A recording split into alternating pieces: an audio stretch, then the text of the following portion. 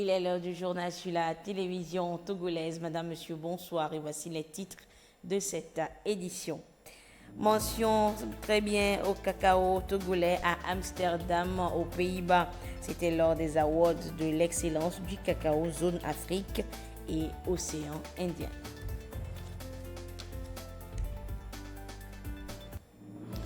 Socodé, c'est Socodé donc qui a accueilli le premier mercredi de l'entrepreneur de cette année 2024. Les entrepreneurs et opérateurs économiques de la région centrale ont découvert le contenu de la loi de finances exercice 2024.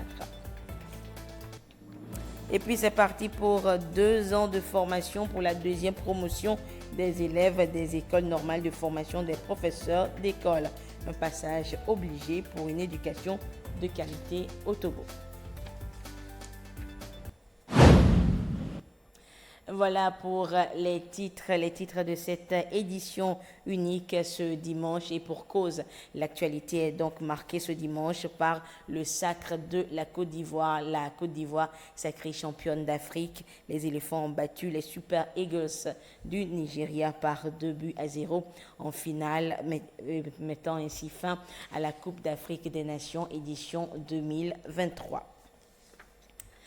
Des possibilités d'affaires, il y en a plusieurs au sein de l'UNOPS, le Bureau des Nations Unies pour les services d'appui au projet. Et pour que les micro, petites et moyennes entreprises togolaises en profitent davantage et en bénéficient, l'Union donc leur a réuni autour de son forum des possibilités ce jeudi, a réuni donc plusieurs entreprises ce jeudi. Un rendez-vous qui a permis donc aux fournisseurs, c'est-à-dire les responsables de ces entreprises, d'avoir toutes les informations dont ils auront besoin pour travailler avec l'Union. Nous retrouvons Dodo Aré pour des précisions. Des fournisseurs en quête de nouvelles opportunités d'affaires au sein du Bureau des Nations Unies pour les services d'appui au projet UNOPS. Tous sont des responsables de micro et petites entreprises qui fournissent à l'UNOPS des biens et services pour répondre aux besoins de développement de ses partenaires et des communautés. Le système a été instauré par cet organe des Nations Unies pour soutenir les projets de développement des États, accompagner le secteur privé et soutenir les économies locales. Le constat au Togo, c'est que les fournisseurs ont encore du mal à bénéficier de nombreuses possibilités d'affaires qu'offre l'UNOPS.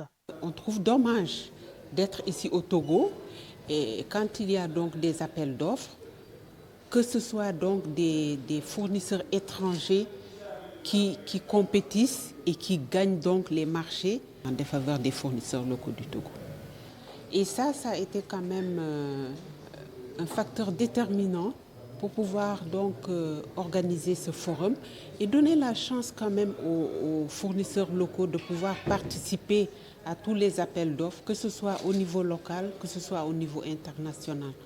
À ce forum, les micro, petites et moyennes entreprises locales vont accéder aux outils et aux connaissances nécessaires pour répondre aux appels d'offres de l'UNOPS et améliorer leurs chances d'obtenir des contrats. Pour compétir donc à l'UNOPS, il y a un environnement sur lequel il faut s'inscrire qui s'appelle UNMJ. C'est au niveau donc de l'Internet et là, on va donc former les fournisseurs qui sont là à pouvoir s'enregistrer d'abord et avoir un numéro. Il y a souvent des préalables ou en tout cas des prérequis qui sont demandés, notamment donc il faut avoir une lettre de crédit. Donc, comment faire pour que la banque puisse accompagner donc ses fournisseurs locaux et vraiment qu'au niveau du Togo, qu'ils aient quand même une capacité à pouvoir donc compétir. Au Togo, l'UNOPS travaille beaucoup plus avec les fournisseurs dans le domaine de la santé. Un partenariat qui va s'élargir à d'autres domaines pour que le Togo ait un nombre plus élevé de fournisseurs dans le système. Le premier mercredi de l'entrepreneur de cette année, c'était du côté de Socodé, dans la région centrale.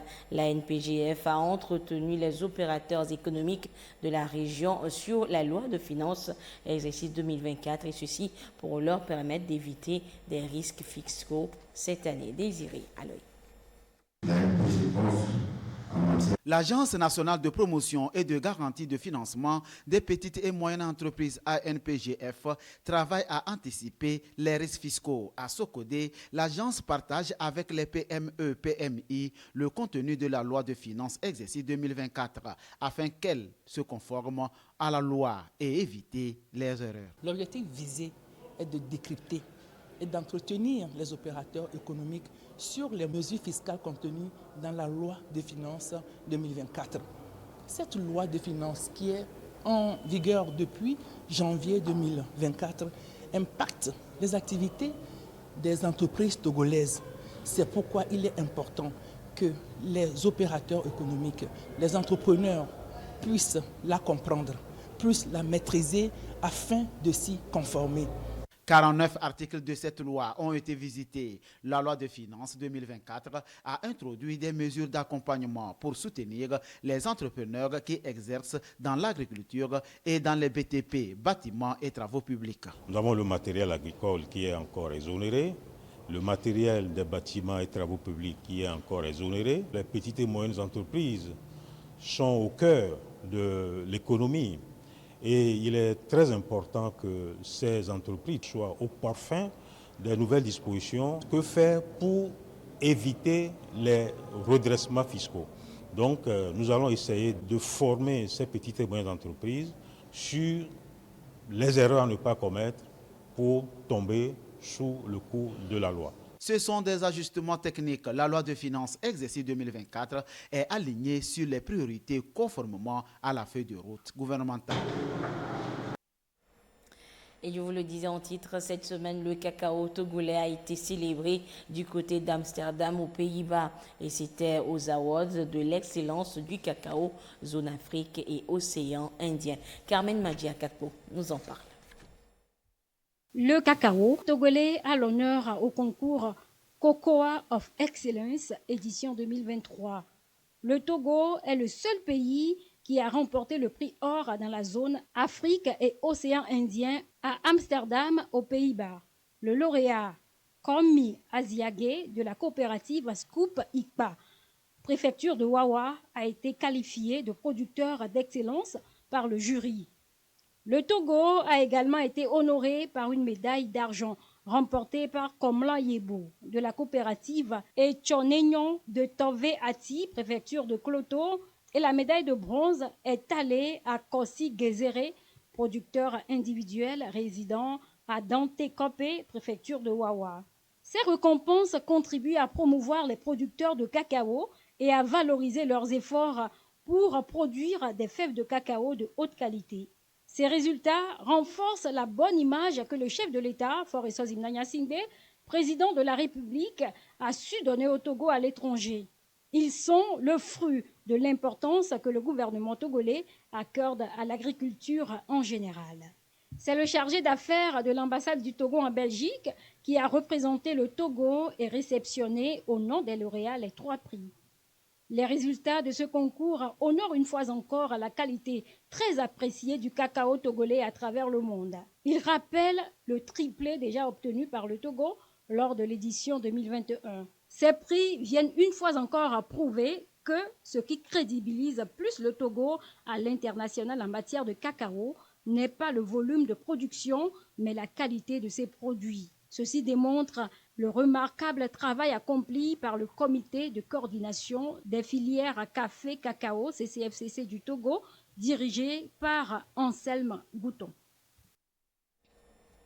Et puis cette semaine, les résultats de l'analyse sur le travail domestique non rémunéré et l'économie du soin étaient au cœur d'une rencontre des membres du consortium régional pour la recherche en économie générationnelle. Il était question pour ces décideurs de réfléchir pour capitaliser, comptabiliser et surtout valoriser ce travail des femmes à la maison qui est presque invisible dans les indicateurs de croissance économique. Clarisse Aticlet nous en parle. C'est une représentation des différents ministères à qui il est déroulé le résultat de l'analyse sur le travail domestique non rémunéré et l'économie du soin. Des décideurs politiques dont il est attendu des réformes pour une valorisation des tâches ménagères accomplies par les femmes au sein des familles, mais qui ne sont pas reconnues ni comptabilisées dans l'analyse économique des pays. Imaginez simplement une famille où ce travail invisible dans l'économie disparaît. Prendre soin des enfants, préparer à manger, aller chercher l'eau, prendre soin des personnes âgés ou handicapés qui ont besoin d'assistance en permanence dans la journée. On ne peut pas espérer construire une société résiliente si ce travail n'est pas fait. Et pourtant, les personnes qui fournissent ces soins sont considérées comme ne travaillant pas parce qu'elles ne génèrent pas de revenus financiers. Aujourd'hui, notre travail avec l'administration centrale vient à la suite d'un travail qui a été fait avec également la société civile pour pouvoir informer à propos des résultats d'analyse. Le CREG, Consortium régional pour la recherche en économie générationnelle, et la PRB, Population Référence Bureau, veulent rendre les résultats de l'analyse accessibles et compréhensibles à toutes les couches de la société togolaise. Elles auront à en tenir compte dans les programmes et projets. Ces résultats doivent être connus afin que les gens puissent comprendre comment nos pays sont en train de regarder différemment leur planification budgétaire. Aujourd'hui, on est face à une transition démographique, c'est-à-dire une population jeune qui doit être suffisamment équipée, instruite et informée pour devenir des producteurs demain, des producteurs de revenus et soutenir tous les gens qui ne travaillent pas avant 15 ans, après 65 ans. Les tâches comme l'entretien de la maison, le lavage, le repassage mérite d'être comptabilisé comme indice de croissance. Le ministère de l'Action sociale a salué la démarche du CREG et de la PRB de disséminer les résultats de l'analyse sur ces questions de population. Le même exercice a été fait avec le REFAMP, Réseau des femmes africaines, ministres et parlementaires, et les professionnels des médias. Toutes les catégories de la société doivent être au même niveau d'information. Alors, femmes. L'importance de la vaccination et du planning familial, ce sont des sujets qui ont réuni cette semaine les travailleurs domestiques autour des personnels de santé. Et ces travailleurs donc ont été réunis par la plateforme des organisations de défense des droits de l'employé domestique au Togo. Les précisions de Nicole Attila et Carmen Madjé Agapo. La vaccination et la santé de la reproduction sont très importantes pour les femmes enceintes et celles en âge de procréer. Cependant, les filles et femmes travailleuses domestiques sont très vulnérables et n'ont pas toutes les informations pouvant leur donner accès aux services de santé et à la protection sociale, entre autres. La PODED, plateforme des organisations de défense des droits des employés domestiques au Togo, veut donc aider ces femmes à mieux maîtriser les réels contours des questions de santé féminine. Une trentaine de femmes du Grand Lomé et de la région maritime reçoivent les connaissances de base devant leur permettre de servir de pères éducateurs dans leur communauté. On peut estimer à un ménage sur deux qui dispose du travail domestique et la presque totalité aujourd'hui n'a pas accès à ces services-là. Et nous estimons que c'est un cri d'alarme, un cri de détresse, un plaidoyer pathétique que nous devons faire pour que ce groupe cible puisse avoir accès. C'est l'occasion pour nous de constituer un réseau de pères éducatrices qui vont devenir les ambassadrices, qui vont donc sensibiliser, informer et relayer les informations reçues et sensibiliser et orienter leurs pairs vers les structures de santé en vue de recevoir les services. Des causeries débats, des travaux de groupe et partage d'expériences seront au cœur de la rencontre pour permettre aux participants de disposer de toutes les connaissances sur la vaccination contre la fièvre jaune, la rougeole, le tétanos et le cancer du col de l'utérus, entre autres. C'est consacré uniquement à la vaccination. Il y aura une séance sur la santé de la reproduction qui va parler de la femme, l'appareil génital jusqu'à la fin. Parce qu'aujourd'hui, beaucoup de femmes ignorent le cycle menstruel. Ça fait que, surtout les filles, ça fait que bon nombre tombent enceintes alors qu'elles n'ont pas voulu. Et ça agit sur la grossesse. Nous devons aussi donner des informations sur cet aspect pour que la jeune fille sait quand avoir de contact sexuel. Le projet est porté par deux ONG, l'Association pour la santé de la mère, du nouveau-né et de l'enfant et Swag Togo, Society for Women and AIDS in Africa, Togo. Jeter les ordures sur la route, le geste est presque devenu anodin à Lomé et pourtant hautement incivique, car ces ordures qui s'entassent et jonchent nos rues sont la cause de bien grands maux. Petit cours de civisme ce soir dans ce dossier réalisé par Eli Agba Nyandao. Une peau de banane jetée en pleine circulation sur la route, un sachet et un mouchoir qui traînent sur la voie, œuvre de certains citoyens à bord d'une voiture, à moto ou encore à pied. Des actes posés soit par négligence ou ignorance. Le phénomène prend de l'ampleur et est parfois source d'accidents de circulation.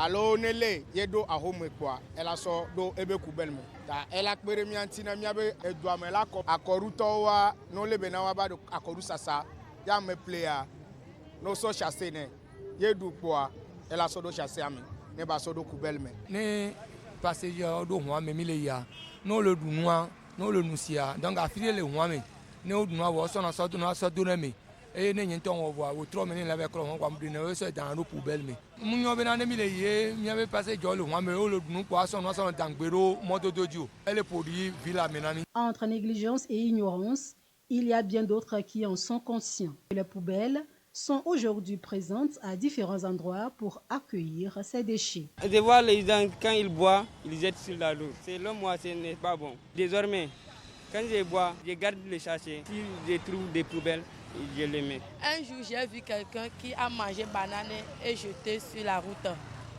Et une femme est venue marcher sur ça et elle est tombée. Je vois que c'est pas bon de jeter les choses sur la route. L'acte devrait être sanctionné ou puni par la loi. Des dispositions doivent être prises pour décourager la pratique. Les gens sont tentés de dire que lorsque la rue est sale, eux aussi ils peuvent jeter des ordures. Lorsque vous jetez la peau de banane et qu'il y a une moto qui est en train de passer, tout de suite, vous créez un accident et vous êtes responsable de cet accident-là. Donc, nous sommes actuellement à l'étape de la sensibilisation. Lorsque nous voyons quelqu'un, nous lui demandons gentiment de reprendre ses déchets et nous allons passer à l'étape de sanction. Rendre notre route et ruelles propres demeure une affaire de tous. À chacun de prendre conscience non seulement des dangers liés au phénomène, mais aussi de contribuer à maintenir un environnement sain où il fait bon vivre.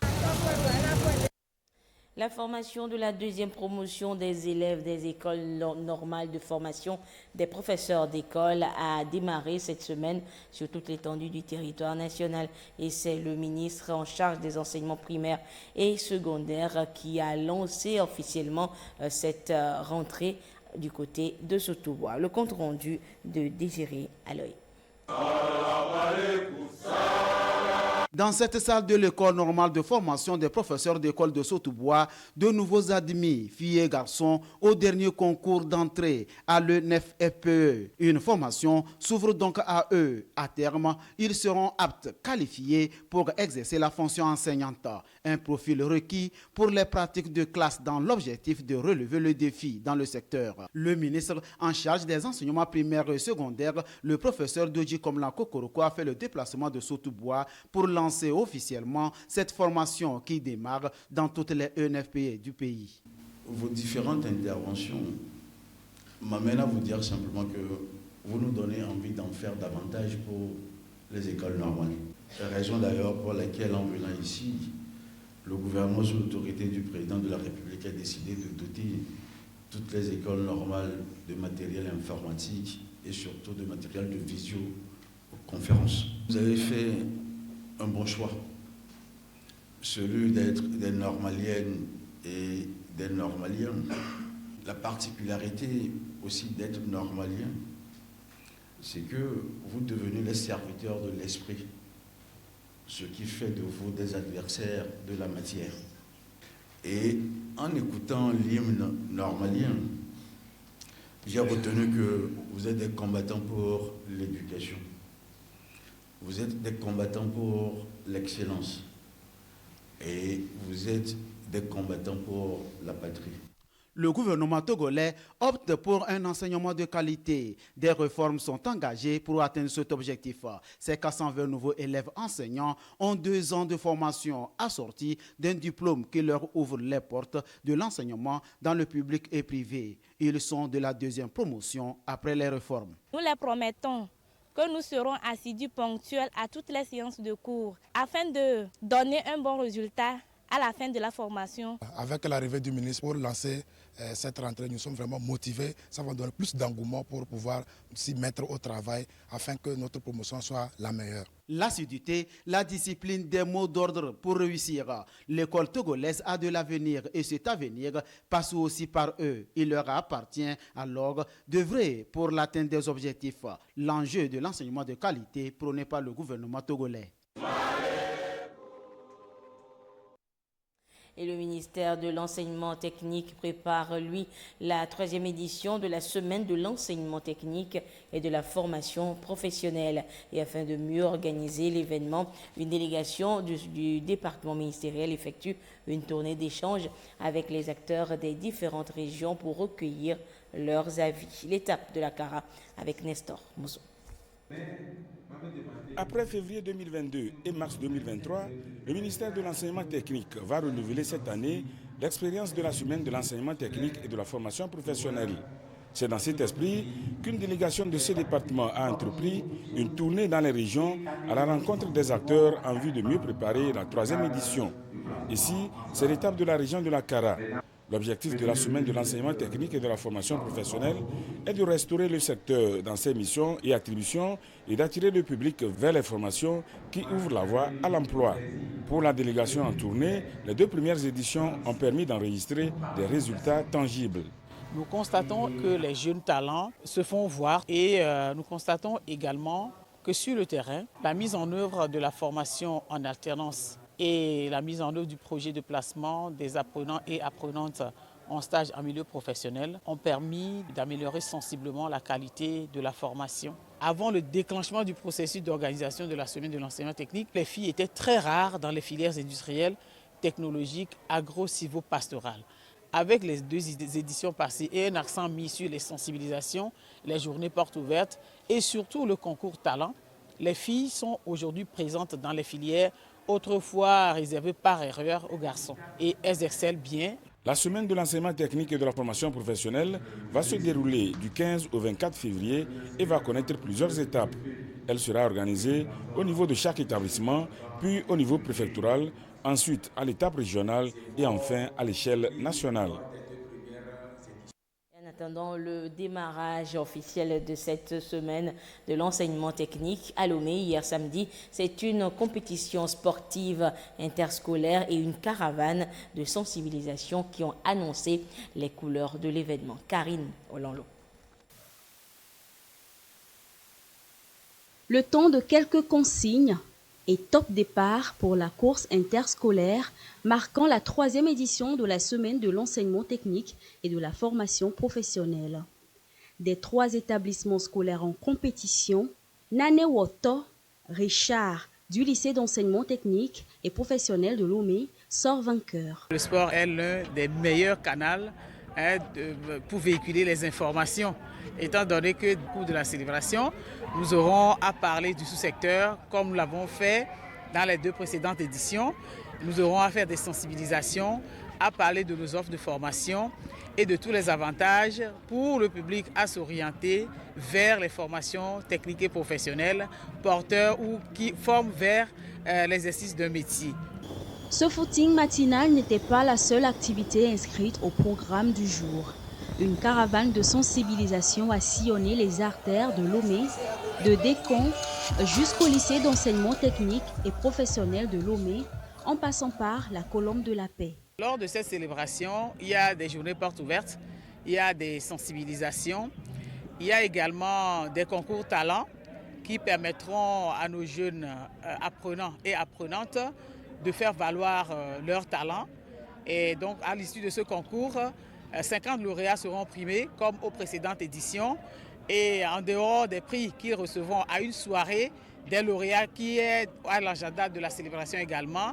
En dehors de ces prix, il y a d'autres mesures que le ministère délégué chargé de l'enseignement technique prend pour les accompagner dans la vie par rapport à leur production et à leur évolution. La semaine de l'enseignement technique est, pour les premiers responsables du secteur, une activité pour le sous-secteur de répondre efficacement aux objectifs du gouvernement conformément à la feuille de route gouvernementale 2020-2025, notamment le renforcement de l'insertion socio-professionnelle des jeunes.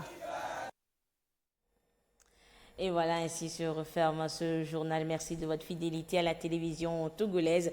Et nous rappelons l'actualité du jour. C'est la Côte d'Ivoire qui remporte donc la CAN 2023 qu'elle a organisée. La finale qui a opposé donc les éléphants de la Côte d'Ivoire aux Super Eagles du Nigeria. Les éléphants qui ont donc battu les Super Eagles par un score de 2-1.